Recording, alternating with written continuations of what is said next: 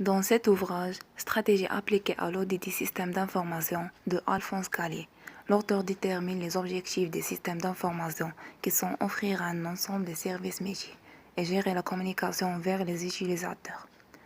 Dans cet ouvrage, l'auteur discutait les méthodes relatives au fonctionnement du système d'information avec en parallèle la démarche opérationnelle de l'audit. L'objectif de l'auteur est de définir le pourquoi et pour qui les systèmes d'information sont développés et utilisés. Les systèmes d'information offrent de nombreux services aux utilisateurs qui sont liés au domaine fonctionnel de l'entreprise, comme la gestion commerciale, la comptabilité générale ou analytique, la gestion de logistique, etc. Dans le premier chapitre, l'auteur présente les principaux concepts des systèmes d'information en matière de méthodes, de techniques et d'outils. Les méthodes faisant l'objet d'un consensus. Sur le plan pratique, on présentera les principales méthodes utilisées dans la conception du système EDEFO, MERIS, Axial, SADT, puis les langages actuels qui découlent les méthodes et des langages tels que UML et les métaméthodes MDA et STEP.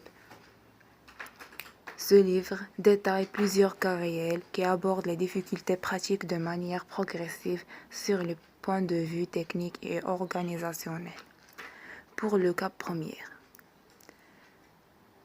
présente la mise en œuvre d'une gestion des assemblées sur une problématique. Le deuxième cas est axé sur les réseaux par l'entreprise réseau. Le troisième cas sur les bases de données par alarme. Le quatrième cas sur la modification de structure d'environnement par l'examen de l'entreprise assure.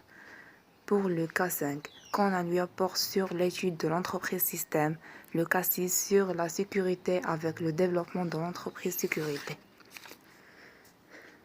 Dans un premier temps, les premiers objectifs retenus de la modélisation des processus de l'entreprise couvrent les aspects de l'entreprise, l'organisation, ses domaines d'évolution, le choix des axes stratégiques et l'analyse des secteurs d'activité.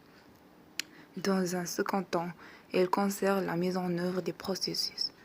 En effet, les clés de la réussite de l'entreprise sont mesurables, observables au moyen de leur performance sur le marché, la compréhension et la réponse aux besoins de leurs nouveaux clients et la faculté d'innovation des produits.